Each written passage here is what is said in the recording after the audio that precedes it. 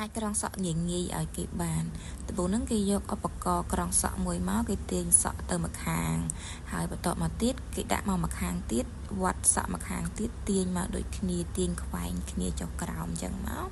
ហើយគេរឹបសក់ឲ្យតឹងបន្តិចហើយបន្ទាប់មកគេយកកស៊ូចងរឹបតឹងខាងក្រោមគេដាក់តគៀបលម្អនេះបានមួយម៉ូតទី2ធ្វើអញ្ចឹងទៅដែរគេគាត់តែបន្ថែមក្រងពីខាងក្រោមក្រងឡើងក្រងចុះពណ៌ឲ្យអស់សក់ផ្នែកខាងចុងរបស់យើងហ្នឹងហើយមូវាទៅលើបន្តិចហើយយកតង្គៀបខ្មៅដោតសក់ខាងក្រោមឲ្យជាប់ហើយដាក់តង្គៀបលម្អជាការស្រេច